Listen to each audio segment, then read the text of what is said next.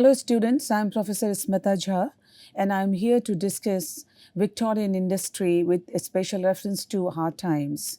We all know that Victorian era is one of the most important periods of the history of English literature because there was a sharp paradigm shift in the society from the orthodox life to the scientific life. So let us discuss the main scenario and the situation during Victorian industry.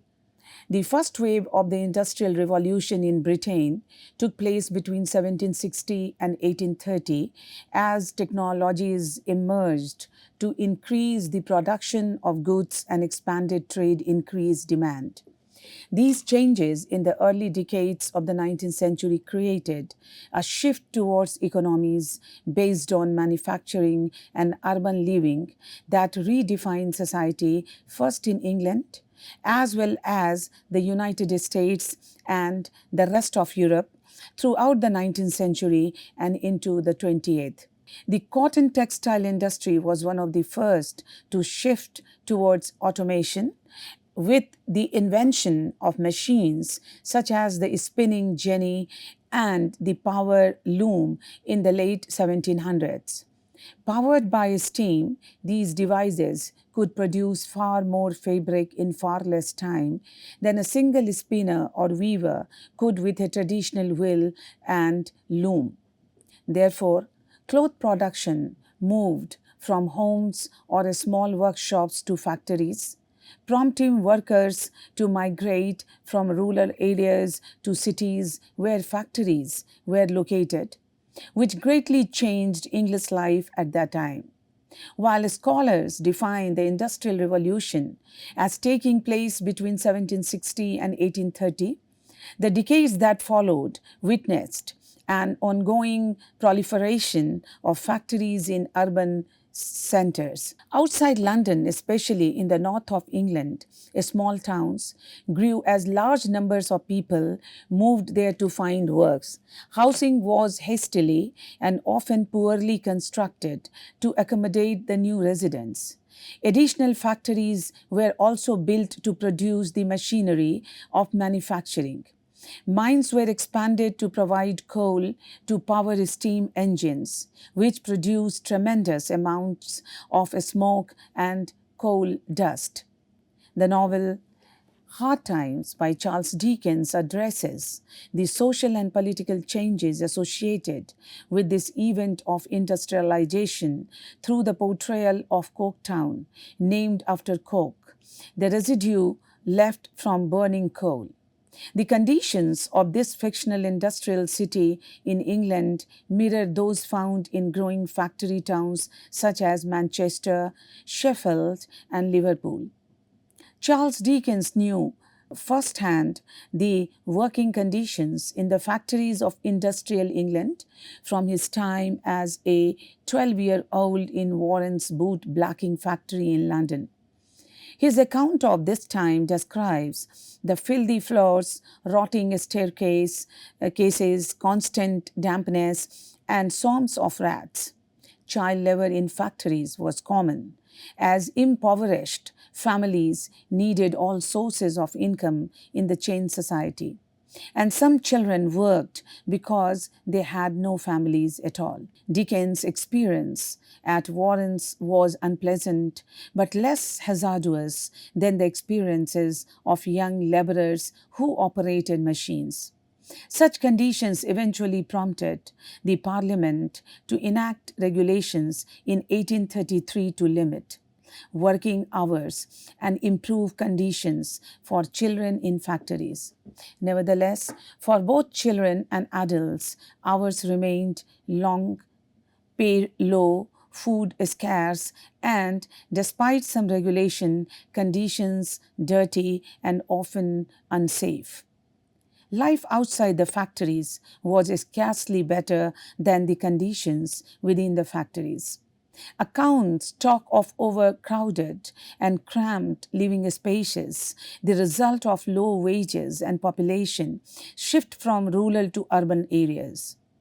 With lack of sanitation, a serious problem, outbreaks of disease were not unusual, especially in manufacturing centers in northern England because they were farther away from the regulatory eye of the government in London. Philosopher Frederick Engels published an account of his observations of English factories in 1843. His description of the city of Manchester includes the irregular cramming together of dwellings in ways which defy all rational plan. One such cluster of dwellings is described surrounding a privy without a door, so dirty that the inhabitants can pass into and out of the court only by passing through foul pools of stagnant urine and excrement. Utilitarianism at this time became a popular philosophical school of thought among the educated classes.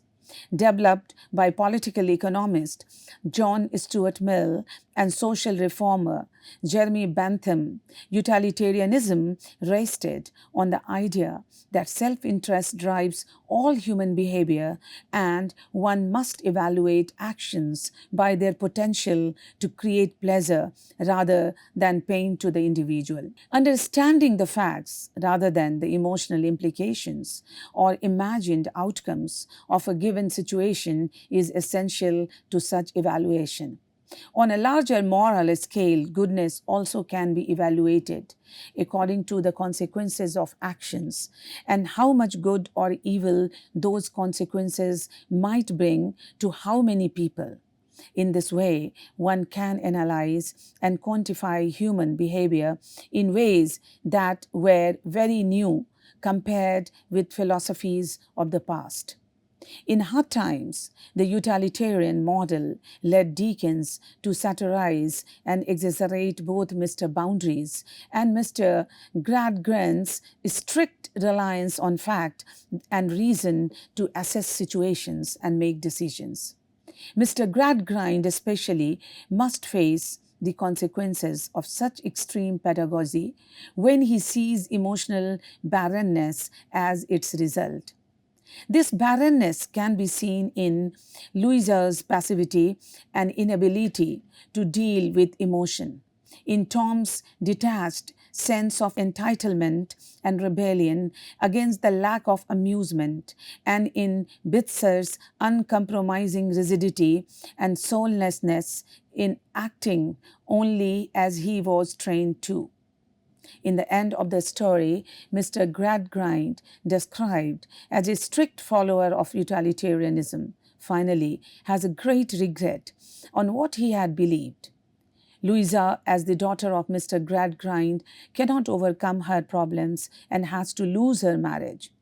Tom, as the son, meanwhile has to pay on what he has done with his life. It seems that Dickens wants to emphasize the impact of it in life, especially for the children. It makes the children suppressed and failed in facing the life's problems. Therefore, utilitarianism followers do not allow their children to have imagination.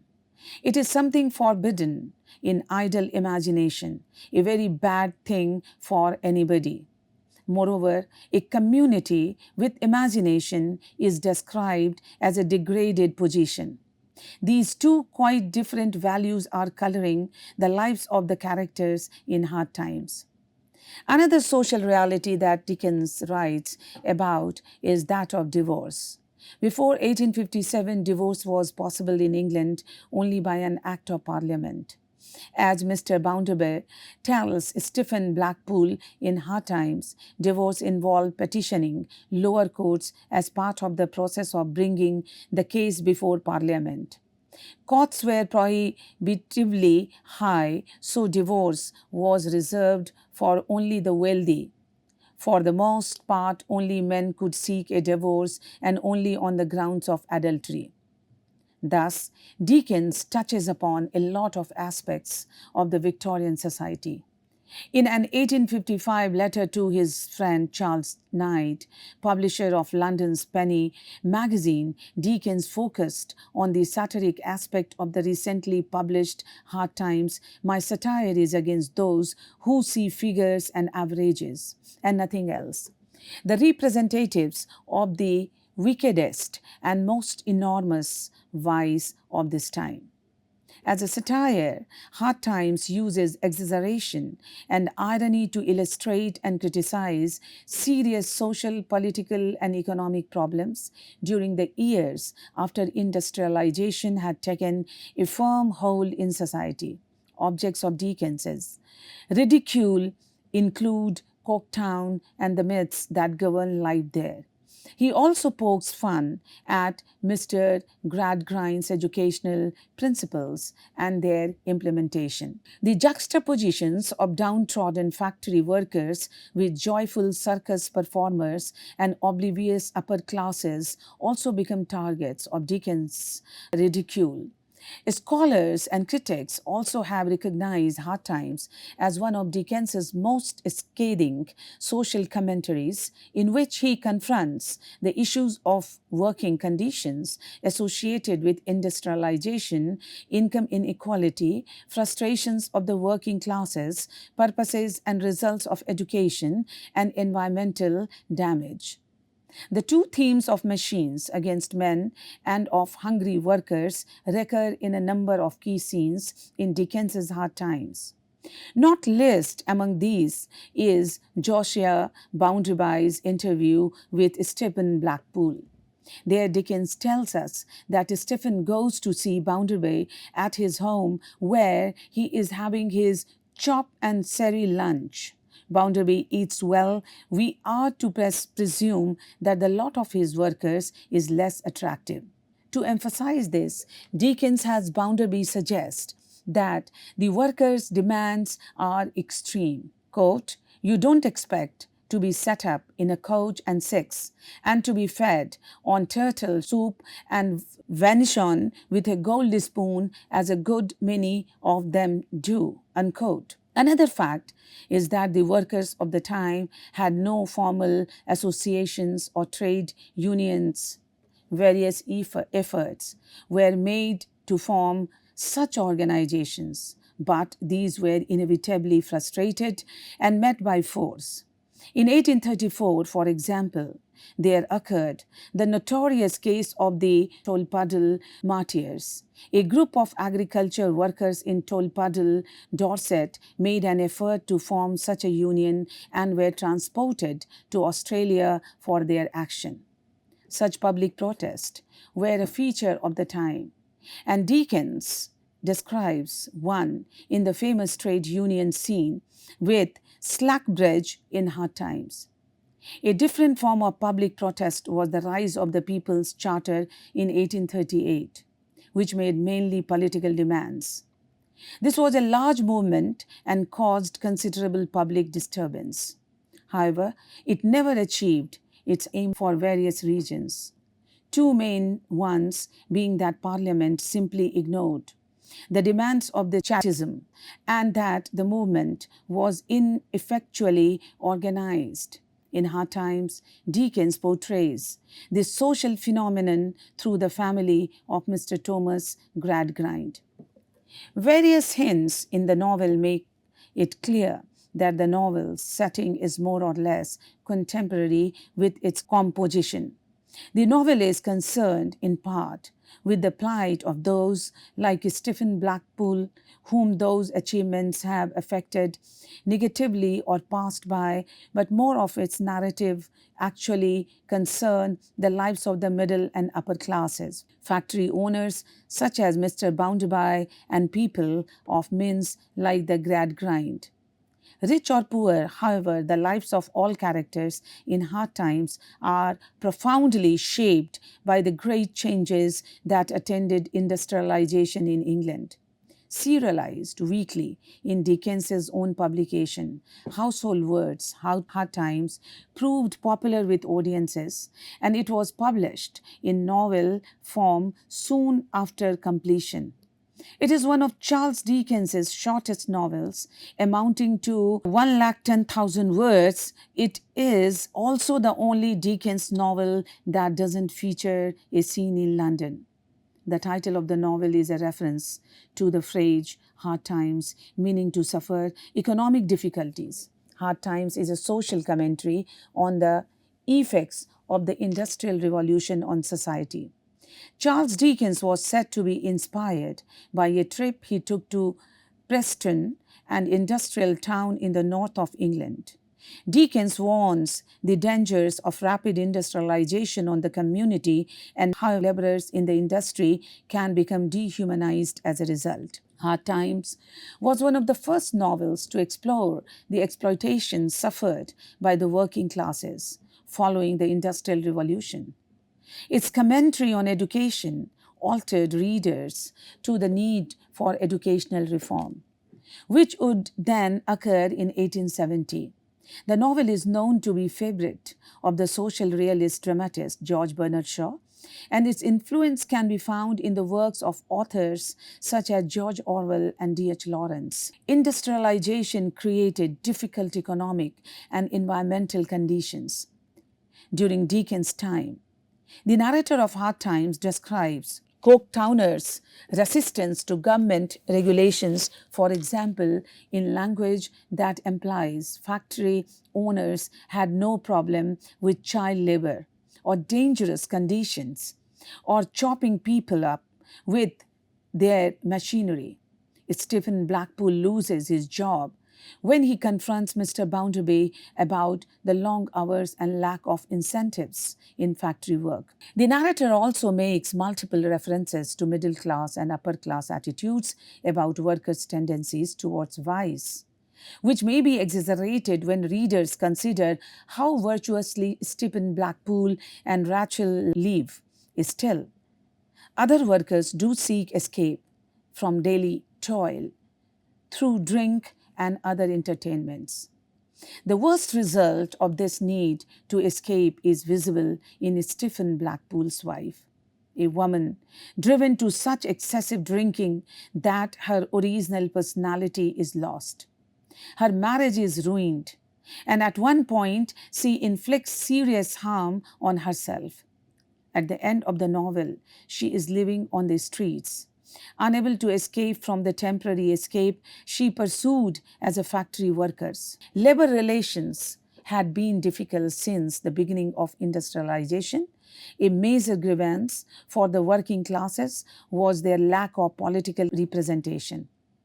The 1832 Reform Bill extended the vote, but the impoverished masses were still without representation. In the 1830s and 1840s, factory workers, ill-paid and laboring under terrible conditions, in largely unregulated industries, started to make demands.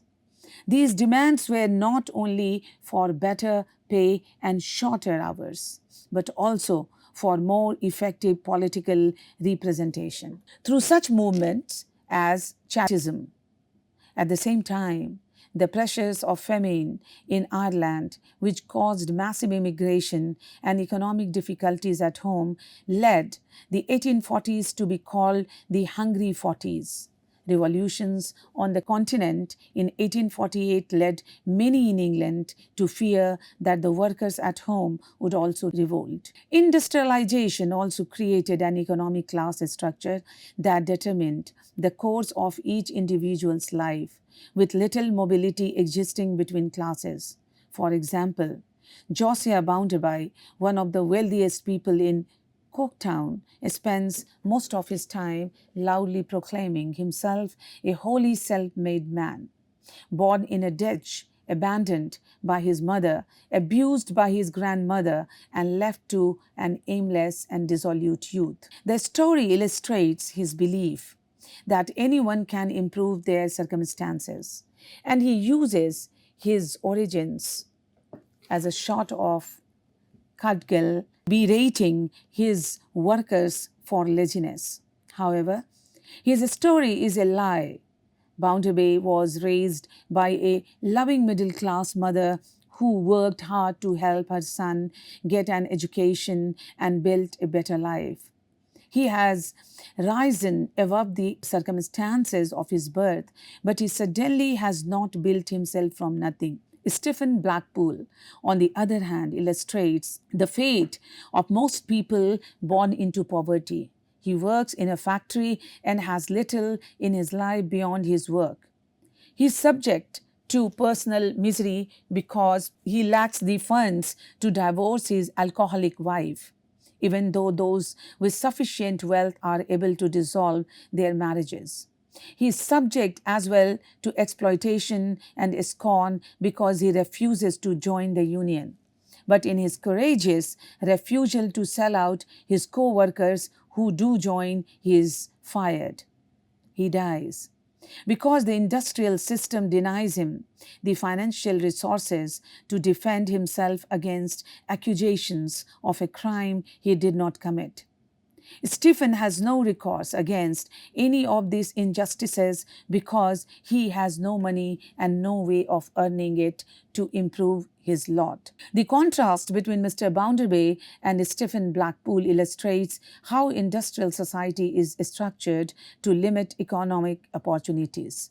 If a man is born with a little bit of wealth, he may be able to grow that wealth, but if a man has nothing, he is likely to remain with nothing.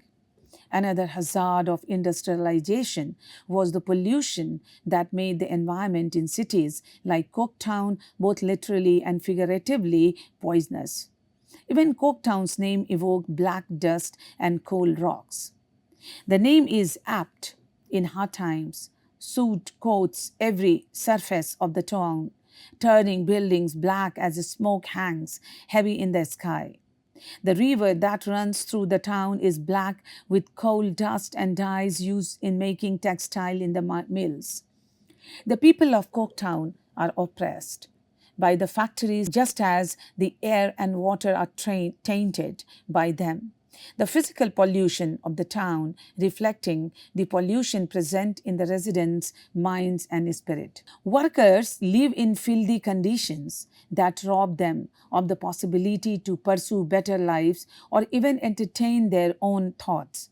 Factory owners are emotionally stunted and deny the humanity of the workers and of themselves to maintain their privileged lives and keep their factories running and profit rolling in. Neither the workers nor the factory owners at the time are fully aware of these realities, because the physical and psychological pollution generated by industry obscures everything. Charles Dickens' Hard Time thus announces one of its major themes right in its title. Nearly all of the characters in this story are plagued by hard times of some sort. But these can and do look very different based on the characters' circumstances. Some characters overcome their hard time by changing to meet them. Others fall prey to their difficulties due to a stubborn resistance. Hard times can indicate poverty. Stephen and Rachel have very little in the way of money or material possessions. They work very hard for low wages, and along with the other hands, they are often oppressed by the owners. Stephen has the added difficulty of a drunken wife who is unable to make any effort to overcome her addiction and reach out towards something better. Stephen's marriage prevents him from being with the woman he truly loves. Yet Stephen and Rachel are able to overcome their hard times. Stephen courageously sets out to find a new job after Mr. Bounderby fires him, keeping Rachel and her love firmly in his mind to support him. Even as he lies dying in the mine shaft, Stephen finds hope in prayer and in the vision of a single star that reminds him of how beautiful life can be. Rachel too holds on to love and trust and stands by Stephen to the very end, determined to clear his name. Yet, hard times are not limited to poverty and oppression. There are other hard times that actually run deeper than mere physical hardship. The Gradgrind family is plagued by this. Mr. Gradgrind prides himself on being an eminently practical man devoted to facts. He raises his children on facts, forbidding any imagination or wonder or sentiment. As such, his children, especially Louisa and Tom, end up stunted as human beings.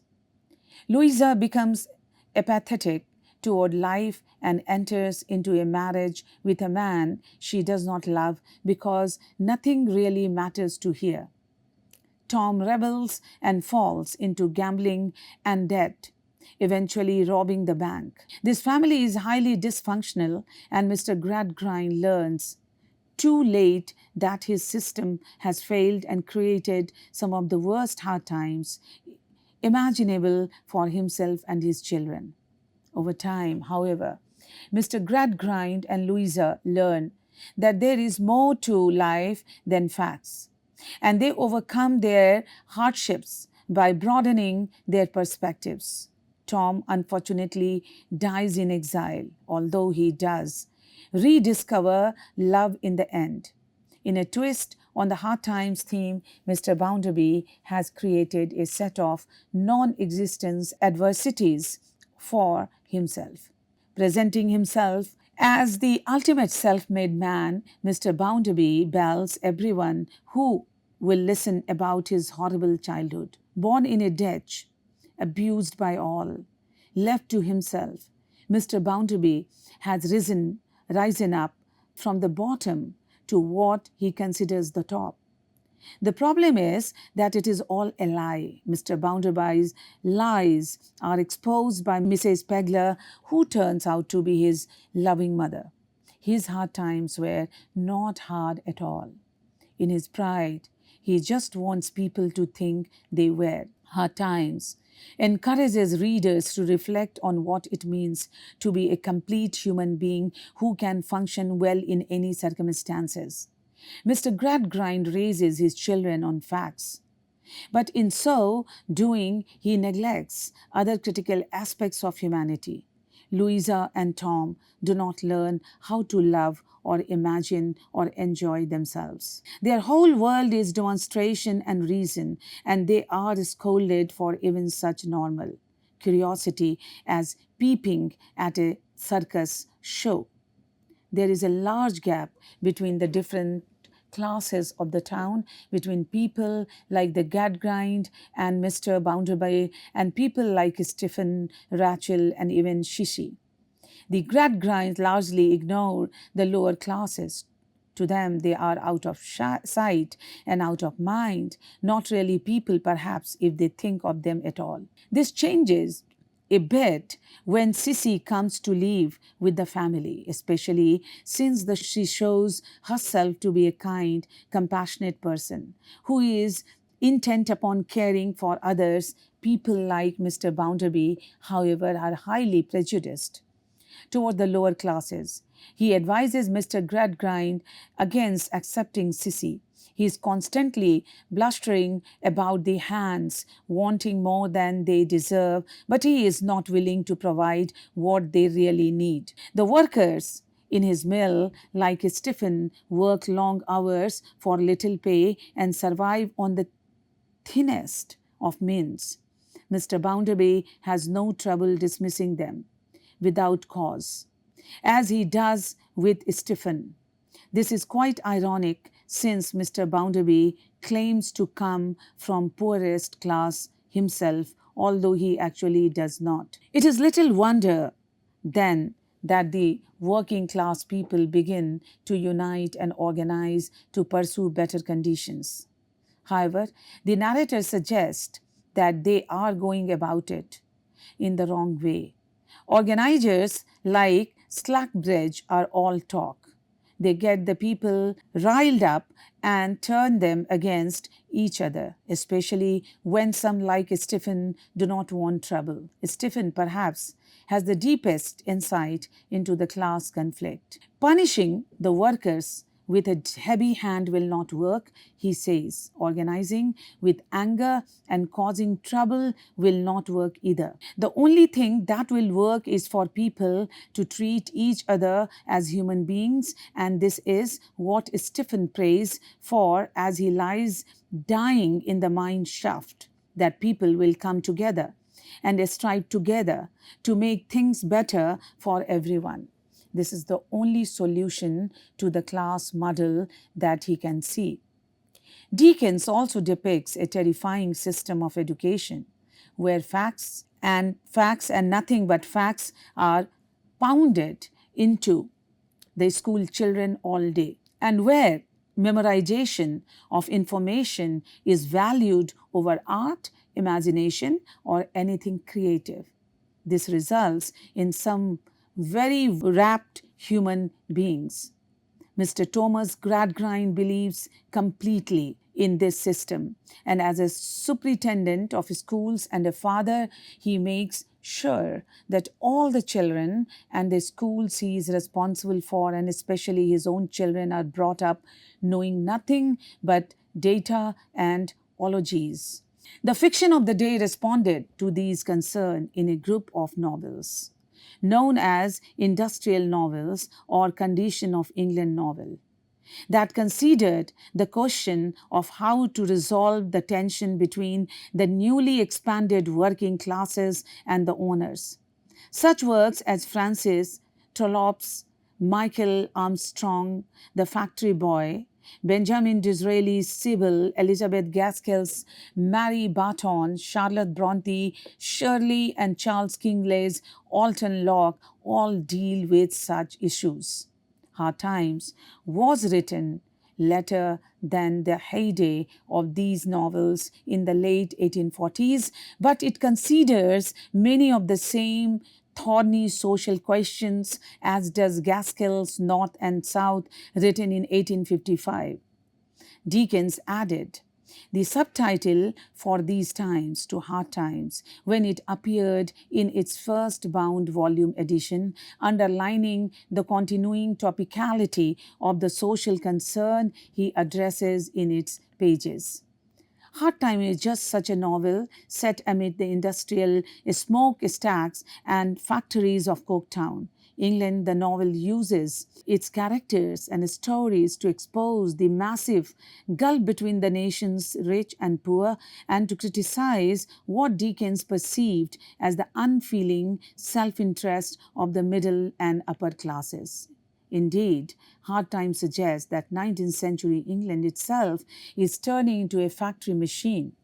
The middle class is concerned only with making a profit in the most efficient and practical way possible. Hard Times is not a delicate novel, as Dickens hammers home his point with vicious, often hilarious satire and sentimental melodrama.